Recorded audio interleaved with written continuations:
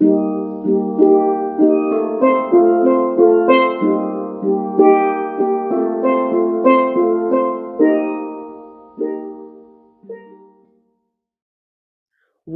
to Checking In with Dr. B, a space dedicated to live conversations with those who have found and live their joy. Today, I'm speaking with Liam Teague, Northern Illinois University Presidential Research Scholarship and Artistry Professor.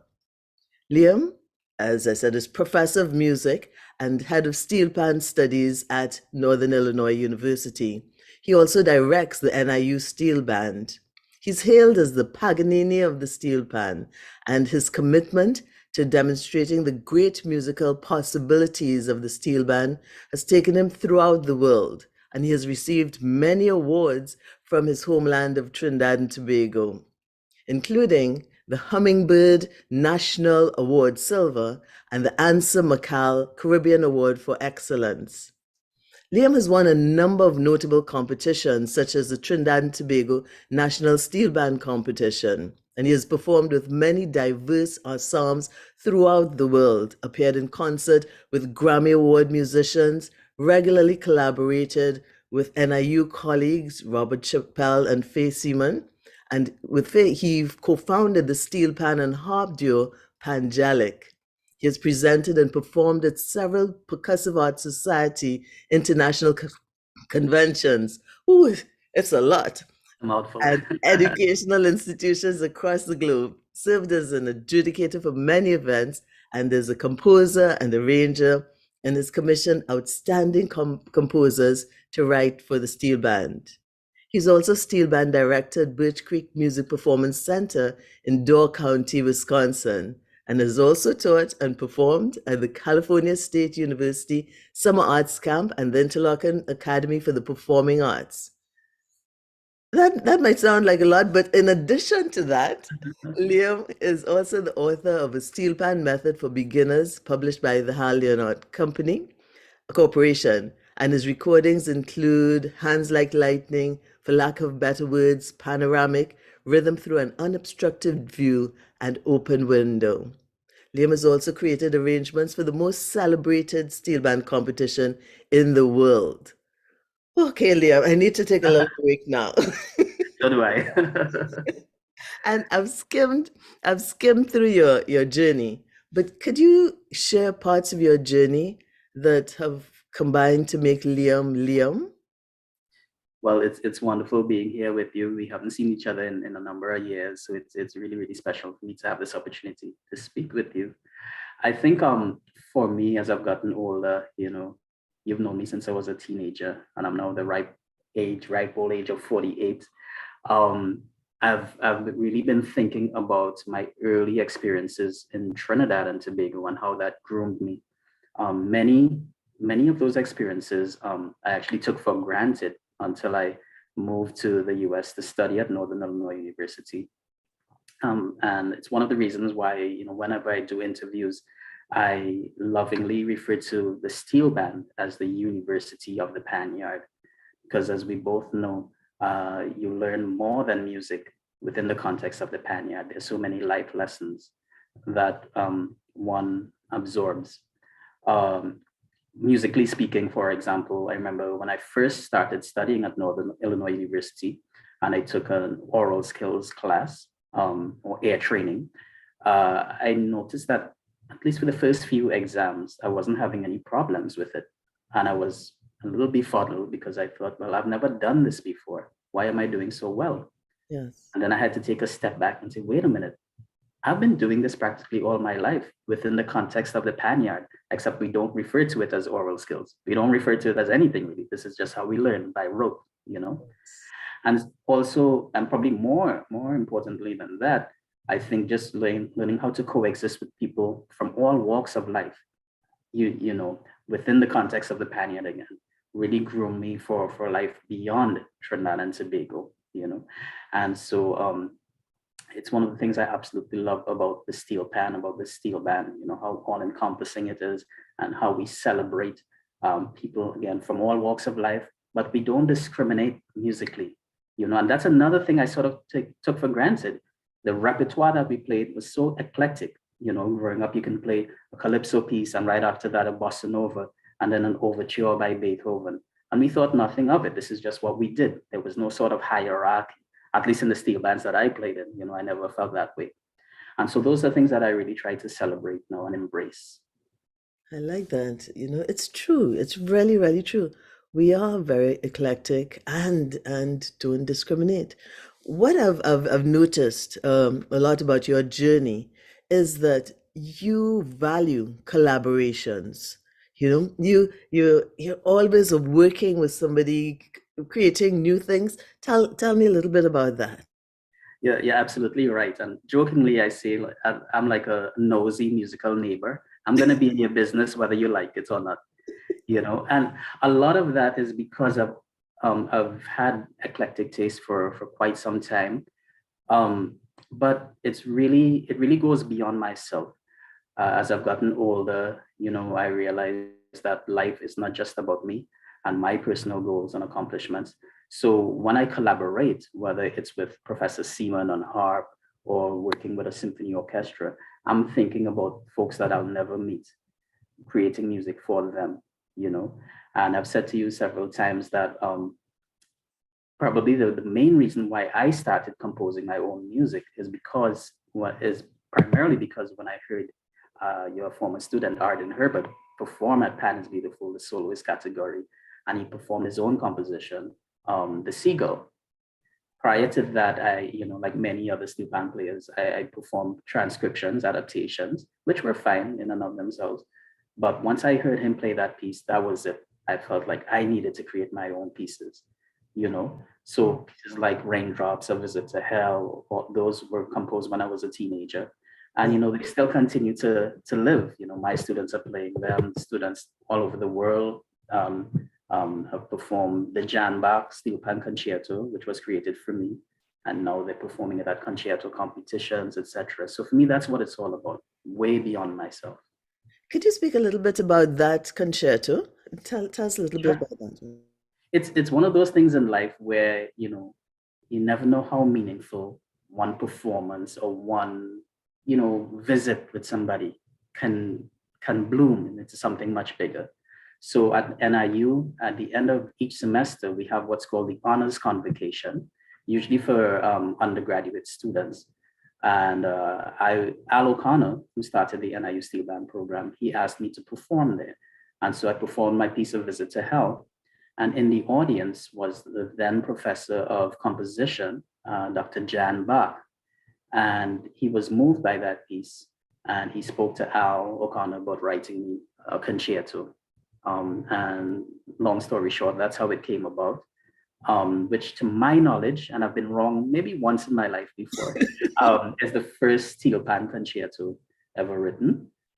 So as I said, now a number of my students are Dr. Mia Gorman Benjamin, Joseanne Francis, one of my current students, Joshua Bedo, he's learning the piece, you know, for his recital next semester. And so I absolutely love that, you know, and I think that in so many ways, that's what you've been about for so many years, you know, grooming current and future generations. And many times we may not have necessarily seen the magnitude of your vision, you know, but I certainly see it now. Thank you, Liam. One of the things I wondered, and referring to students, you have provided so many opportunities for young people, especially young people, not only from Trinidad and Tobago, but from across the world, to be able to study. You've opened those doors. What has been the impetus? What, and because you could be performing every day of your life all over the world, but you have given so much to education. Tell me a little bit about that. Um, this is something very emotional for me. Give me 1 second. I want to show you something. Okay. So I'm back. So when when I when I was growing up in Trinidad, you know, I was performing quite often, and in the early 1990s, Al O'Connor and Clifford Alexis came to Trinidad and to observe one of the steel band music festivals. And they spoke about the degree program here at NIU. At the time, you know, I paid it just a bit of interest, but I had no idea. I wasn't really thinking about migrating to the US to study or anything like that. Long story short, eventually I decided I wanted to broaden my horizons and learn more about music. And so I wrote a letter to Al O'Connor, in a nutshell, basically begging him to find a way to get me to NIU. Yes. Because at the time, while I may have had a certain amount of musical talent, let's just say I wasn't academically inclined. I'm really bad at that. And so he worked his magic. He got me a partial scholarship to NIU. And once I graduated with my first degree, he gave me a present. And to this day, it's one of the sweetest and most meaningful presents anybody has ever given me. And it's this. I don't know if you can see this. This is the letter that I wrote to him. Oh my goodness. So he saved this letter for 4 years in his desk, and he had it framed. Oh my gosh, Liam. This is from the 26th of May, 1992. Wow. Could you read part of it? So it starts, "Dear Mr. O'Connor, first permit me to introduce myself. My name is Liam Teague and I'm 18 years old. Earlier this month, I mailed copies of my achievements to you." And it goes on to speak about what I was doing. And basically that I really wanted to come to the US to study, One thing, Liam, how did you end it? Can you read the end? "I'll be praying and waiting on your response as soon as it is convenient to you." It's a little faded, but essentially I said to him that I would work my butt off. Yes. And I think that's what sealed the deal. Even though he may have had concerns about me being successful from an academic standpoint here, not necessarily musically, but I think he could feel the desperation in that letter and the seriousness of it. And so that's why he worked hard, And so this is sort of my long-winded way of responding to your question, where had he decided that, you know what, this kid shows some talent, but I'm not gonna take a risk on him, I don't know where my life would be today. And by me being here, graduating, becoming a faculty member, commissioning different people to writing music myself, it's sort of a domino effect, and it's influenced other folks. And now it's such a joy for me to see my former students, going on to be professors or creating their own businesses, etc. And I never wanted to teach, that was the last thing on my mind. My main passions were always performing, composing, and arranging. And now I'm so happy that I have, teaching as part of my daily life, and I continue to do my, creative work. So you found your heart's joy in teaching. So sometimes I feel almost guilty about the life I have, because I'm living my dream life every single day. I tell people, even if I'm having a bad day, it's a bad day doing what I love. Wow. You ask for, Yes, but that's a real blessing, to be able to say that. Very much so. And it didn't come easily. People might look at your life and say, "Oh, he's lucky," but it took a lot of hard work and mentorship. You spoke about Al O'Connor. Who are some of the other mentors that have played an important part in your life? So, David Rudder has a calypso called "Dedication." Yes. And one of my favorite lyrics in that is that he says, not one name shall I call, because to name a few will make the others feel small. I will name a few, and I apologize if I've left out anybody, but prior to Al O'Connor, I have to think about people like Mrs. Shirley James, who started the National Youth Orchestra of Trinidad and Tobago. She was one of my mentors, and she did so much for me. People like Richard Tanyuk, Carlisle Holder, who was the arranger for the Hillside Symphony Steel Orchestra that I played in Trinidad and Tobago.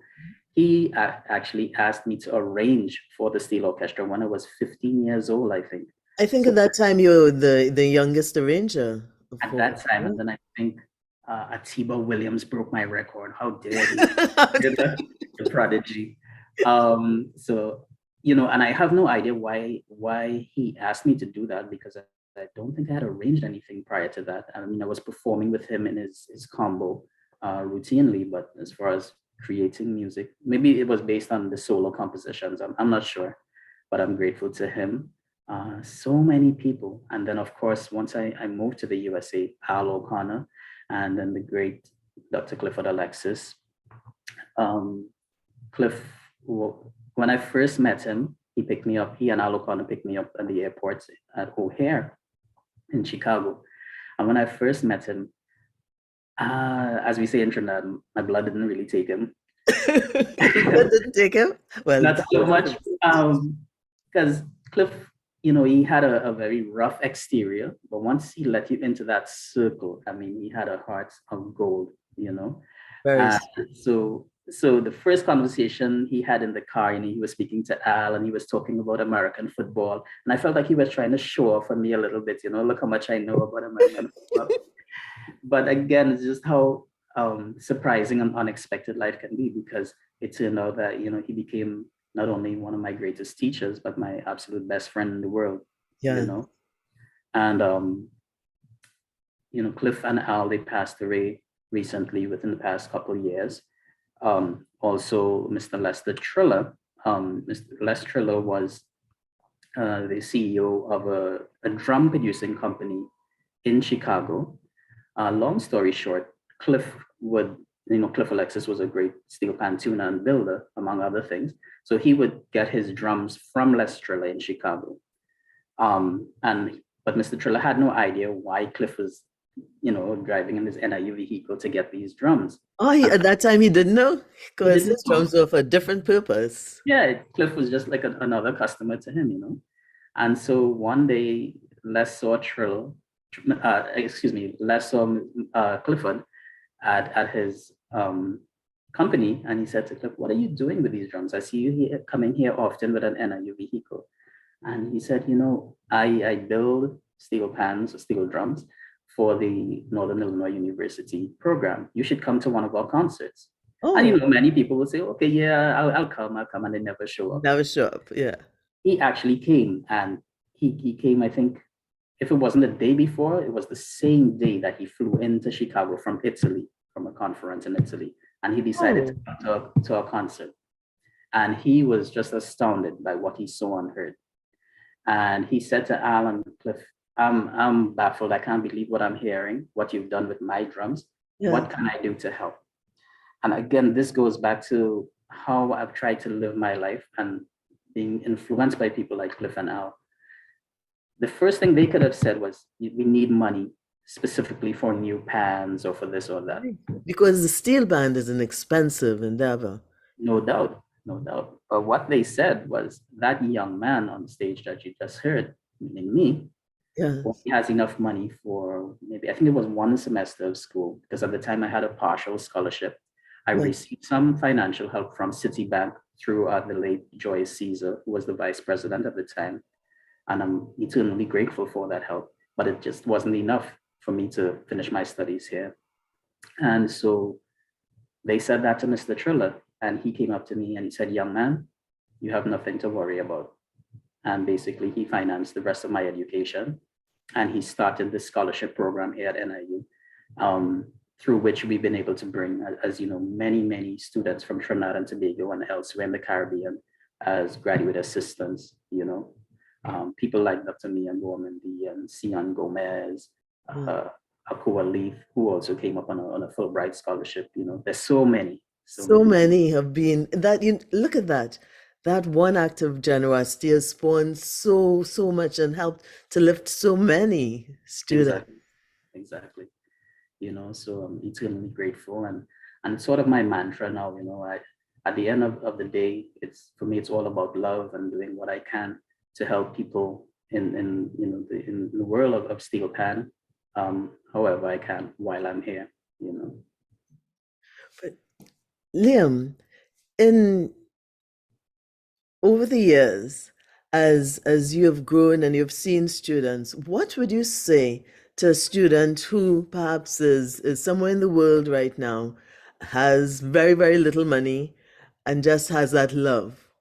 how would you encourage them? What would you say to them? In a sense, I was a bit naive when I was younger because when I came to NIU to study, um, first and foremost in my mind was just growing as a musician. I never thought about getting a degree as that leading to securing employment. And that's why I say I was a bit naive. But in a sense, it was a positive thing. The way that I learned that was one day, I think in music theory class, I heard some of my peers saying, once I get this degree, I'm going to get this job and that job. And I said in my head, wait a minute, that's how it works? Oh, I didn't realize that. Very, very naive of me.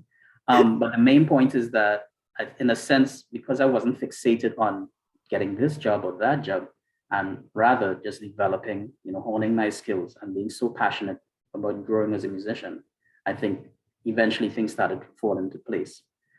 At the same time, while I'm very much a dreamer, I also try to balance that with a sense of realism, right? Because we need to put food on the table. And so what I have tried to do from a long time is to really tell my story and try to make myself as versatile as possible. Everybody has to walk their own path. So for some people, they want to specialize, and that's just fine. But for me, as I said to you earlier on when we were speaking, I consider myself to be like a nosy musical neighbor. I'm in everybody's business, whether they like it or not. I really like that phrase, nosy musical neighbor. Yeah, and it's true. And so these are the things that I say to young people. Many times in life, we don't need to reinvent the wheel, it's there. Look at people that have succeeded, irrespective of discipline. It doesn't just have to be in music, and model what they do. Ask questions, study, Right now I'm teaching a course on Steelpan arranging, and I'm so excited to be able to speak about Ajit Samaru or Len Bugsy Sharp, or many of the contemporary arrangers, whether it's Duvon Stewart, Amrit Samaru, Cian Gomez, you name it. Yeah. Because this is what we do in conservatories and universities. We study the Mozarts and the Beethovens, etc. That same level of reverence, I think, needs to be given to all Mozarts and all Definitely. Beethovens, So, and so there are many people out there that are willing to assist as well, from a financial perspective, but we need to be able to navigate that, know who to contact, and again, you don't have to reinvent the wheel. Look at some people, look at others that have been through the process, try to reach out to them and ask them what they did. This is something that concerns me from time to time, because whether I'm adjudicating for, let's say, the Pan-Ramage competition or the Panogramma competition, excuse me, Mhm. we've had certain instances where we've said to participants, this is your opportunity to interact with adjudicators. So please show up, Right. And then very few people show up. And it really, really concerns me, because it says to me either they think that they've already arrived, or perhaps there's nothing that they can learn, And it's very, very concerning, because if you don't have that passion, it doesn't really make well for a good future, Yes, I totally agree. Because in reaching out, even at the university level, high school level, professors, teachers have their office hours. And Yeah. often they're sitting there twiddling their thumbs and no one is there.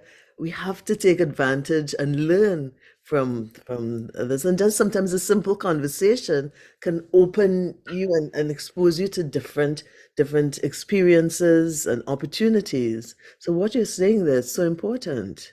Yeah, absolutely right. And I'm not quite sure how it is now, but I can tell you when I was a student, there was very little said about the business of music. So yes, we learn about the tritone substitution and sonata form, etc. But so many students, upon graduating, they were in a state of shock. What do we do with this now? Yeah. And in so many ways, I think it's because they waited too long to network, and so they had to sort of start from scratch. And there's absolutely no reason why you have to do that. So I think now, I think universities, colleges, they're getting better at teaching the business of music, modeling success stories, etc., which is just as important as learning the 5 chord goes to the 1 chord. you know? Exactly, because as an artist, you are the product. And each university should have a course in terms of marketing yourself. And that's essential. It's essential. And as you go out and start a music school or what have you, whatever area that you are in, you need that business aspect. Exactly. Oh, boy. And I wanted to find out from you when you approach your arrangements, be there for panorama and so on, is there anything that you look at first? Um, so creating for panorama specifically has been the most difficult thing I've had to do from a creative standpoint. I say that because, when I've composed pieces like Raindrops, A Visit to Hell, etc., I never really worried about creating a particular passage that would earn me 20 points or 10 points. I created simply for creating sake. And it's something that I feel a great sense of conflict with because I don't enjoy being shackled creatively. I love being free, for Yeah, better or worse. Um, when I create for Panorama, so I feel like I have to please so many different masters, myself, of course, yeah, the, the players, the management, and of course the spectators. And people speak about having a formula for Panorama or for winning Panorama. I don't know if I buy into that completely, because no one band wins every single year. that's true. People have different tastes depending on who's adjudicating. Hopefully, they're being impartial. It's quite subjective. So so it can be very, very challenging. But specifically where Panorama is concerned, many times I'll listen to the original piece and I'll look out for specific motifs. For example, many years ago, I created an arrangement for then Skiffle Bunch for the World Steelband Festival of Pan in A minor. Yeah. And we all know the opening, that opening riff. Right. Well, I decided I'd use that and try to manipulate it in different ways. So first of all, I found a harmony, a 2-5-1 6-chord progression in the key of C. So D minor, G, and then I superimpose that motif over that.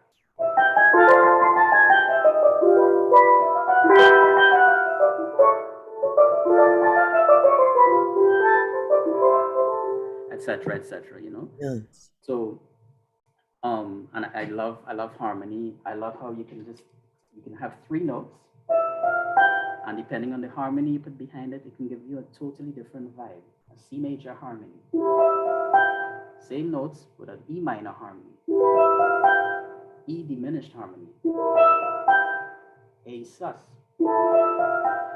I haven't changed the notes at all, Right. Yeah.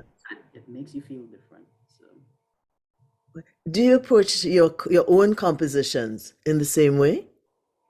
many times. A lot of times what I do, I say this to my students all the time, I appropriate certain things, which is just a euphemism for stealing, right?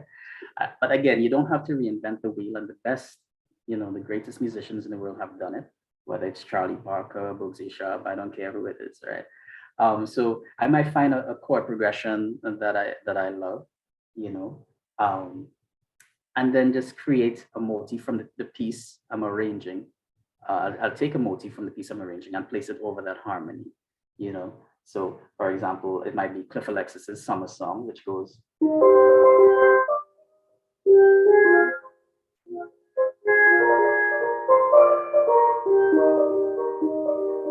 So I'll probably take those same 3 notes that I played earlier and using the same Summer Song harmony.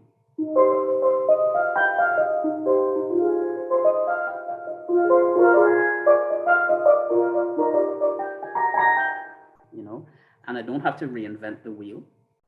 I'm using the same motif, but it sounds different because what's happening behind it is different. Yes. People have spoken about your ability in terms of the speed, and for me, your touch is a beautiful touch on the instrument. What in terms of technique, where do you think your technique came from? Particularly where the tone consistency comes into play. That That is because primarily where I grew up in Trinidad, I come from a very, very humble background. And our neighbor, um, I'll call him loosely a gentleman. He's a gentleman. He loved to sleep during the day. Yes. Us musicians, we love to practice during the day. So I had no idea that he was fluent in French until I started practicing, if you get my drift. Right? So every time I started practicing, he'd show me just how fluent he was in French.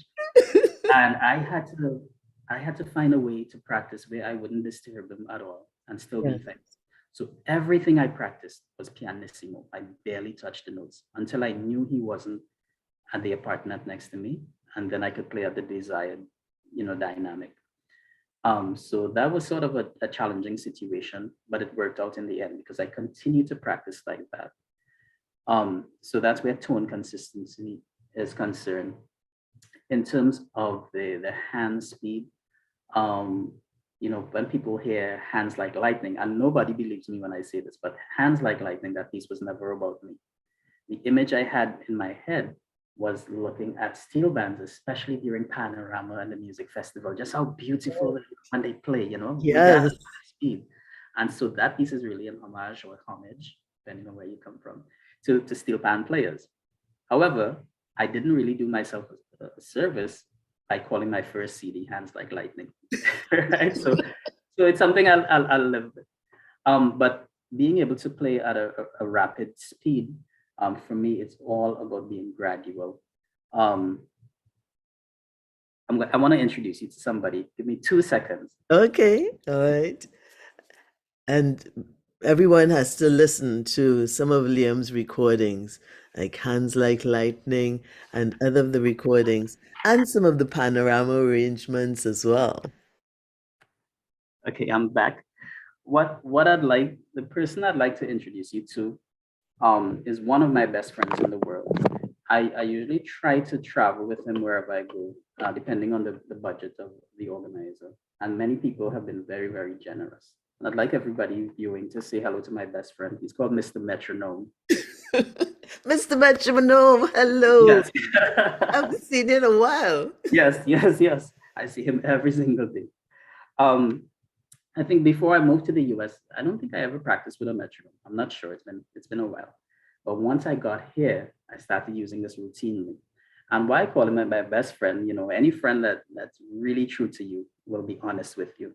Yes. Metronome never lies unless there's something wrong with the battery. So this has helped to, really develop my sense of time. And whatever I'm playing, whether it's the Paganini Moto Perpetual,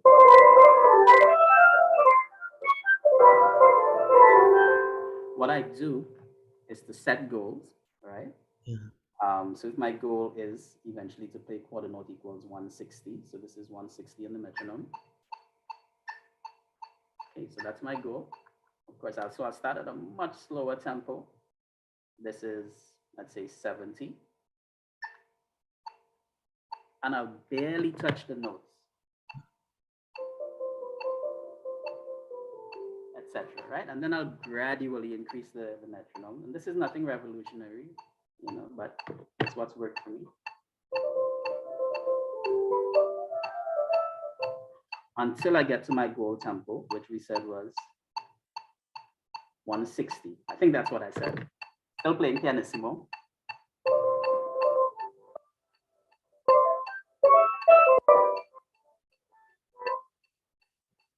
So it's really a great way of gauging my development. I continue to barely touch the notes because, as we know, steel pans are some of the most beautiful instruments in the world, but they can be jarring if you ever play them. Yeah. To minimize the amount of pop coming out of notes, whether it's that type of thing, right? So those are some of the things that I try to do on a daily basis to help with my development. Well, Liam, when you brought out Mr. Metronome, yes, everything broke out and everybody started partying. So right. we couldn't really hear us talking as much. So I wanted to ask again, and thank you for taking this time because I know you're traveling all over. So When you're speaking about your use of the metronome, could you speak a little bit about that? Of course. So I try to liken the metronome to having a best friend. You know, many times our best friends, well, they should be as honest with us as possible. And I find without fail, the metronome is very honest with me and my students. So I remember when I first moved to the US to study at Northern Illinois University, you know, I was thinking, I'm from Trinidad and Tobago. I have good rhythm. Who's going to tell me anything about rhythm? But unfortunately or fortunately, Mr. Metronome had a different thought in mind, you know. And so by consistently practicing with the metronome, it keeps me honest, but it also gives me the luxury, for want of a better word, to be able to pat myself on the back sometimes. Because, you know, sometimes as musicians, we may take our progress for granted. You know, I know for me, when I was younger, I would fixate on the negative. Oh, I made a mistake here. I'm not getting better. I can't see the progress. But by having this metronome, it serves as a gauge. And if I set my goal at quarter note equals 160, and I start with quarter note equals 90, from week to week, I increase the tempo, and I can hear and see the progress, or sometimes lack of progress, you know. But that's something very, very important to me. Mental health, especially for artists, because as I mentioned before, it's so easy for us to be down on ourselves. And I know with my students, when I ask them to critique themselves, automatically when people think about the term critique, they think negative. So let me point out what I did bad. And I always ask them, no, let's start with the positive. Because I subscribe to this, and I've had to many times in my life where I need to be my number one fan, but also number one critic. And there's nothing wrong with patting yourself on the back from time to time. Yes, I like that. I like that balance Yeah. because, as you said, you have to criticize yourself, critique yourself, Yep. but you also have to lift yourself up as well. Most In definitely. in life, one of the things I knew when you were younger is your father. He was Yes. a person that would lift you up. Could you speak a little bit about him? Definitely. You know, as I've gotten older, I feel like I've come to really appreciate so many things about my early life and so many people that I may have not necessarily taken them for granted, but I didn't really understand the magnitude of their contributions. And my father was certainly, and my mother, of course, Pearl Teague, the late Pearl Teague, they contributed significantly to my progress as a musician and a human being. My father, in particular, Russell Teague, he had a Cub Scout troop called Coffee Boys Cub Scout troop. And that's actually how I got started with the Steelpan. One of the then Cub Scouts, Darren Shepherd, who I believe is now the manager for the Fun Clair Steel Orchestra and also the Right. arranger. Yeah, he was a member of that Cub Scout troop, and he brought a Steelpan to one of our meetings, and he played. And you know, he's always been a wonderful musician. So he just, you know, knocked my socks off. And right there and then is when I asked my father to. I told him I needed to learn how to play this instrument. And so he took me to the T and Tech Motown Steel Orchestra, and that's how it all started. So I'm very grateful to Darren Shepherd for introducing me firsthand to the instrument, and then for my father for being so supportive. The other thing about my father is that he was not a musician. He liked to say he played with the piano as opposed to playing the piano, but he loved classical music. And so very early on, he would turn me, you know, he'd introduce me to pieces like the Tchaikovsky violin concerto, different virtuosi, piano, or the various instruments, you know. And at the time, I didn't realize it, but he had actually planted those seeds in my brain early on because I started thinking about the future. One day, I would love to be a soloist on Steelpan with symphony orchestras, you Yeah. know. And so I always kept that in mind, and eventually it manifested, you know. Wow. So how has that translated now to your the way you treat your children and your family in general? Such a wonderful question. You know, a lot of times in life, we think about successful people, and many times we equate that to financial success, you know. But with my parents, they had very little in terms of finances.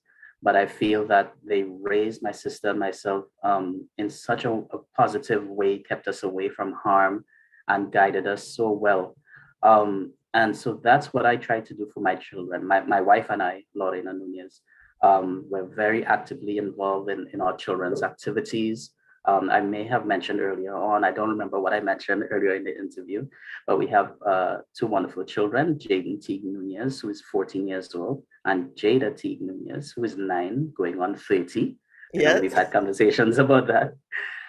And, so they're both doing really well. Jaden, he plays the steelpan, piano, and percussion.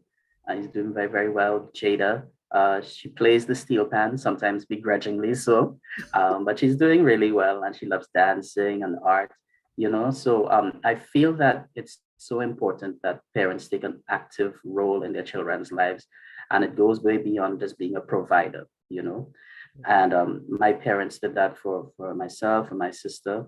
And I was mentioning to you earlier on that I really enjoyed listening to the interview you did with Arden Herbert, because I remember also his father always being with him and always being so supportive and just being a positive person, not just to Arden, but to anybody around, because he was very, very complimentary of myself. He'd have wonderful conversations with my father, and so that's what it's all about. And one other thing I wanted to mention, I also listened to the interview with Professor Josh Quillen at New York University. Yeah. And the common thread that I've found between all four of us, yourself, Arden, Josh, myself, is that term you've used, generosity of spirit. I feel that, it exists in all of us, and it's very, very meaningful. That is it, because it is so important to give. We receive and we receive with joy. For instance, you taking the time this morning in Wisconsin to be with me, that I appreciate, and I appreciate everything that you do. My pleasure. Thank you. Well, Liam, I know you have to rush off to rehearsals. What's happening in Wisconsin today? So I'm really, really excited to be here. I'm going to be performing with the Lawrence University Jazz Ensemble on Saturday. And I'm also performing with their percussion ensemble on Sunday. And they're playing a number of my compositions like Dogla, Chant, a few others. And then we're going to do some jazz standards. And with the percussion ensemble, we're performing a piece that I commissioned, Professor Robert Chappell, former head of percussion studies at Northern Illinois University. It's called Algorithm. It's for steelpan and a small percussion ensemble. And I premiered that piece a few years ago at NIU. I did it again at the University of Iowa under the baton of Dr. Dan Moore. And now we're going to do it here with Professor Dane Richardson. So I'm really, really excited about that. Oh, that's going to be, I'm going to try and get this out in time. But also, will there be recordings? I believe so. They may live stream the percussion ensemble concert. I'm not 100% sure about that. But if there are recordings, I'll try to get those onto you. Excellent. Well, Liam, thank you. And I know the evening is going to be wonderful. Thank you, Dr. Batson. And again, thank you so much for all that you do. And it's been wonderful being here and checking in with Dr. B. The same. Big hugs. Same here. Welcome to Checking In with Dr. B. In addition to our video podcast, we invite you to join our Jumpstart network at keepyourjoyandrise.com. There you'll have access to questions and answers with our guests, virtual meetups, and opportunities to suggest and participate in workshops and spur-of-the-moment talk and jam sessions. We are creating a community of positive thinkers and doers. Come join.